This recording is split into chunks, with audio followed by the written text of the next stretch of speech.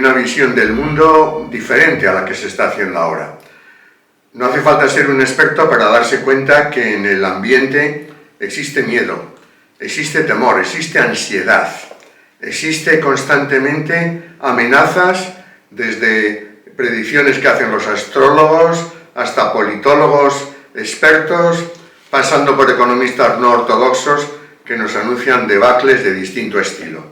Por eso, hoy, en este mundo en el que estamos viviendo, me gustaría ser un analista con una técnica diferente.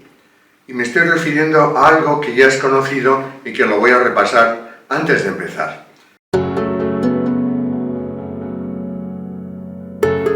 Esto es un péndulo, siempre en movimiento, de izquierda a derecha, de derecha a izquierda.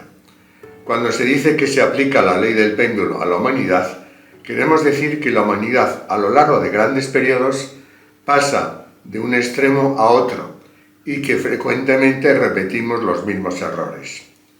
En esta película vamos a ver cómo nos encaminamos a uno de esos extremos.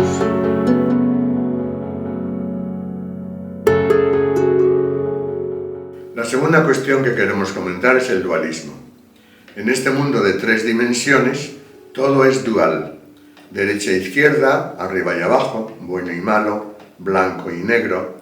Y una de las cosas que ha puesto de moda este concepto es un símbolo oriental llamado Yin-Yang, que veis aquí. En este símbolo, además, da la impresión de que está rotando, de que gira, es que evoluciona. Y es que efectivamente, en esta especie de caos en que estamos metidos, el giro de los 2 bloques que se chocan da origen a la evolución. Pues bien, el cuerpo humano también está dividido en 2. Es bastante simétrico. Y una de las partes que se divide es el cerebro. Hay un hemisferio derecho y un hemisferio izquierdo. El hemisferio derecho está conectado con funciones relacionadas con lo más sutil. Puede ser la creatividad, la belleza, la estética, los valores, llamémoslo así, el mundo espiritual por generalizar. Mientras que la parte izquierda es la parte más material, la parte de los números, de lo concreto, de la materia, de las medidas. Son 2 hemisferios que lo ideal es que estén equilibrados, como todo en la vida.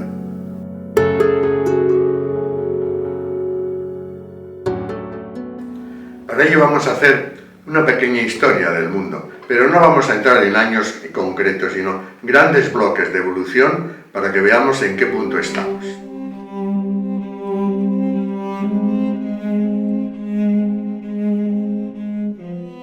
Vamos a comenzar en la Edad Media, más o menos, para tener un punto de arranque. En esa época, ¿cuál es la atmósfera general que ocurre en las mentes de las personas? Principalmente funciona el hemisferio derecho. Ahí predominan las creencias populares de leyendas, de espíritus, de demonios, de fuerzas luciferianas y todas estas energías negativas que son el origen y causa de enfermedades y de todo tipo de problemas. Siempre el causante es un demonio o energías alrededor de quien produce los males, como por ejemplo las brujas, etc.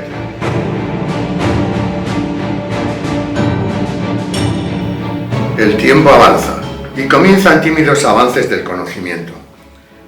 Este se basa en 3 pilares: la observación, la información y la intuición. En la época aparecen instrumentos como los primeros telescopios, espejos y lupas. Se dibujan flores y animales. Esto es aprender de la observación. Lo que antes no se podía observar, ahora sí se puede.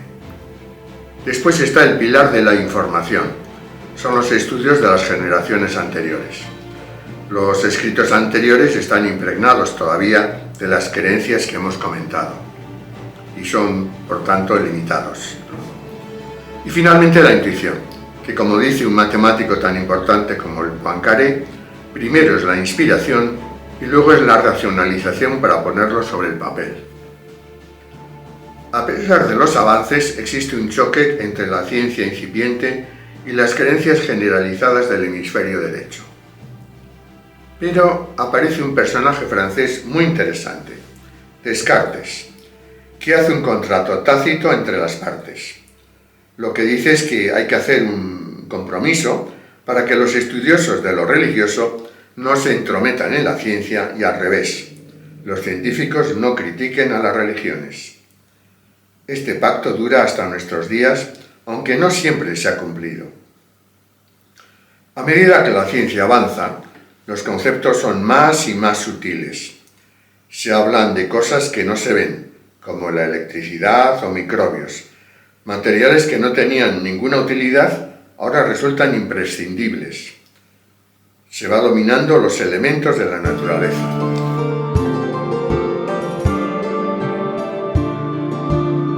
Así poco a poco la ciencia va avanzando con conceptos nuevos, cada vez más sutiles, cada vez más etéreos y cada vez más complejos. Hasta que llega un momento, por ejemplo, que irrumpe en el mercado un libro como este, El Tao de la Física, de alguien que se llama Capra. Este libro lo que viene a decir es que el taoísmo está explicando lo mismo que el mundo cuántico, pero con otras palabras. A partir de aquí aparecen otros montones de libros y teorías, diríamos, en línea o semejantes, como la teoría de Gaia, el mundo holográfico, y al mismo tiempo también se redescubre un mundo espiritual, no digo religioso, sino espiritual.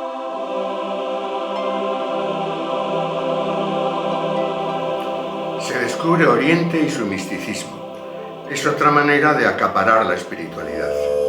Cada grupo musical de moda tiene su gurú. Empiezan a revalorizarse la preocupación por el medio ambiente, la comida sana.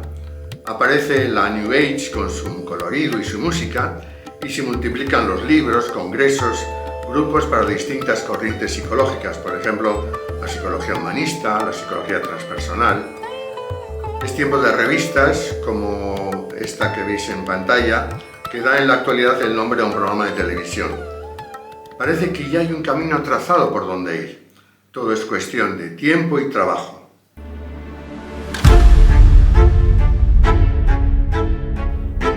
La inclinación es ahora de nuevo hacia la derecha. La creatividad, la imaginación, el nuevo arte. Pero esta marcha es interrumpida de repente por un nuevo concepto, el dataísmo.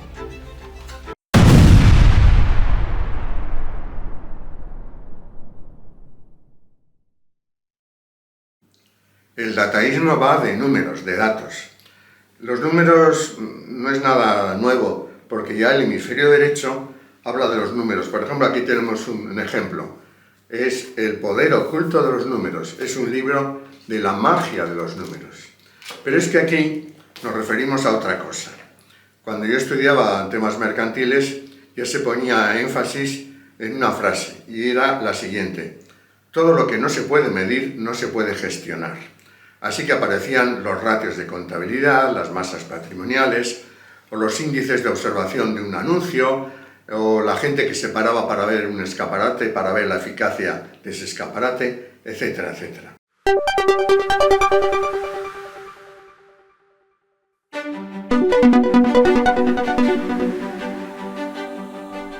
Pero el dataísmo es otra cosa, es un más allá. Uso las palabras clave: digitalización, inteligencia artificial, minería de datos o Big Data. Las tres unidas crean el mundo del dataísmo, es decir, el control total de todo mediante los números. Se multiplican algoritmos, controles, protocolos, chips de identificación, robotización. Es un cambio social, económico y de paradigma. La bola se incrusta en el hemisferio izquierdo. La ciencia derivada de lo digital es el nuevo becerro de oro. Pensar con el hemisferio derecho te convierte en heterodoxo, lo mismo que al libre pensador de la Edad Media. A lo mejor no te queman vivo, pero sí puedes quedar anulado porque, en definitiva, solo eres un número.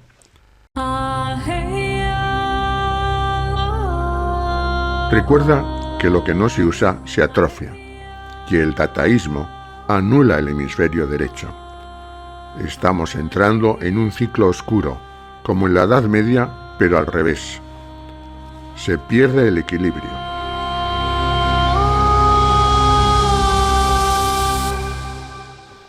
Para acelerar más la transformación, podéis ver en esta web el título La obsolescencia del hombre, de Günther Anders, de 1956. Se encuentra en la sección de vídeos para pensar.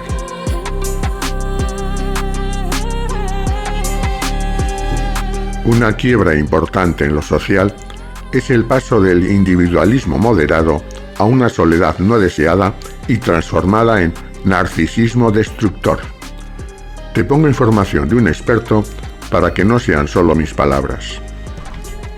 Sobre todo los últimos publicados por las universidades de Harvard y Stanford, me detengo a pensar y me pregunto con verdadera honestidad, ¿estoy trabajando en la dirección correcta al crear fórmulas que aumenten la longevidad? ¿O debería más bien de enfocarme únicamente en el equilibrio celular, para que el cuerpo encuentre su armonía natural y cada persona viva con salud el tiempo que le toque? Es decir, confiando en su ciclo al mandato de la fe espiritual. Porque ¿de qué sirve alargar los años de los seres humanos si al mismo tiempo estamos acortando los vínculos? Harvard Business Review describe algo que es verdaderamente alarmante y muy preocupante. La recesión de la amistad es una pandemia silenciosa. La recesión de la amistad es una pandemia silenciosa. Los adultos sin ningún amigo cercano se han multiplicado por 4. Las amistades profundas están desapareciendo. Comer solo aumentó un 29% en tan solo 2 años. La Universidad de Stanford en California enseña cómo tener amistades porque ya no es natural. Estudios universitarios para tener amistades. Y hace unos días lo confirmé en carne propia. En un grupo de 4 grandes amigos, uno comentó que cumplimos 12 años conversando por WhatsApp en un chat que tenemos, pero físicamente no nos hemos visto en los últimos 3/3 de ese tiempo. Es decir, 12 años de comunicación y apenas unos años de encuentro real y corto para darnos un abrazo y actualizarnos mucho mejor. Es decir, más conectados que nunca, pero más lejos que siempre. Y esto no ocurre solo con la amistad. Las familias están dispersas por trabajo y distancia. Las parejas se separan con más facilidad y frecuencia. 8 de cada 10. La intención de procrear disminuye. Crecen las relaciones por los intereses. Lo virtual reemplaza a lo vital. Y mientras buscamos vidas más largas, construimos vidas más solitarias, y la ciencia es clara en esto. El aislamiento social acorta la vida. Es tan peligroso como fumar 15 cigarrillos al día. Aumenta la demencia, la depresión y las enfermedades cardiovasculares. Es decir, vivir más tiempo, pero más enfermo también. El estudio de Harvard de 80 años confirma que la mayor fuente de salud y felicidad son las relaciones cercanas, las relaciones humanas, la integridad entre las personas que nos amamos y que tenemos afecto. Entonces yo me pregunto, ¿queremos juventud eterna para una soledad eterna? Éxito sin presencia, longevidad sin quienes la celebren con nosotros o viceversa. La verdadera salud no solo está en las células, sino en la compañía. Porque cuando el espíritu se apaga, no hay antioxidante que lo encienda. ¿Os acordáis del principio del dualismo que vimos al principio? Ahora estamos justamente en el reverso de la medalla. Si no hay juicio crítico, si leer es un pasatiempo inútil, si la creatividad no existe, estamos convirtiéndonos en zombies.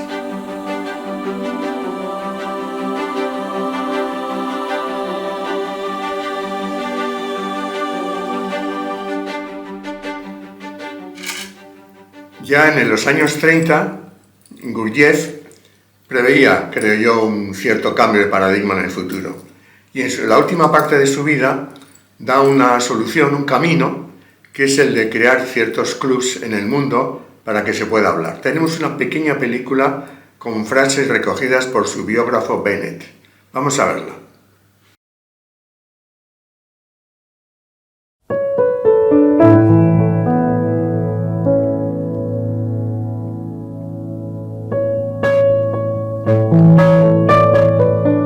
Hoy os quiero comentar algo que referenciamos ya en su momento en nuestro libro Coaching para la Salud.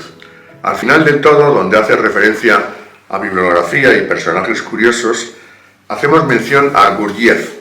No voy a hablaros de Gurdjieff porque tenéis montones de libros y vídeos en la actualidad en YouTube, en reportajes de todos los estilos, incluso algunos hasta de televisión española, de la 2 concretamente. Pero sí os voy a leer lo que dice uno de sus seguidores y de alguna manera biógrafo, un tal Bennett, que dice lo siguiente en un libro que se llama Sexo y su conexión con la evolución. Y cito directamente. Él, se refiere a Gurdjieff, nos insinúa algo en ciertas conferencias que dio en Nueva York alrededor de 1930 y se refiere específicamente en su libro El Heraldo para llegar a ser bueno, que ya hemos mencionado. Deseaba que fuera posible fundar en la Tierra nuevos tipos de clubes. Aunque no se dio cuenta de ello, se lo tomó muy en serio. Vio que era necesario que la gente pudiera reunirse e intercambiar experiencias. Pero la manera en la que se hace hoy en día es estúpida, porque en general se intercambian experiencias y se conversa sobre cosas triviales y superficiales, o si no, se hace en condiciones terriblemente formales y rituales. Habló de la gravedad del problema hasta el fin de sus días. En otras palabras, lo que quería hacer no era de ninguna manera esotérico ni oculto, al contrario, estaba preocupado por conseguir que la mayor cantidad de gente posible tomara conciencia de este problema y lo compartiera y encarara. Observó también que inevitablemente habría diferentes formas de interpretarlo y de entenderlo. Creo que durante toda su vida esperó poder lograr algo en este sentido, pero fue muy desafortunado. Ese es el mensaje de Gurdjieff.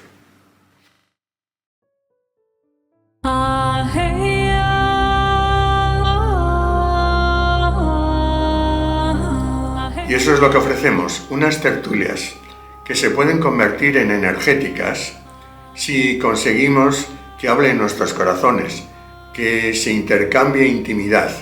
Entonces se convierte en un sistema complejo con propiedades emergentes para beneficio de todos y para dar impulso al cambio del paradigma. Quería cambiar el mundo, pero he descubierto que lo único que uno puede cambiar es uno mismo.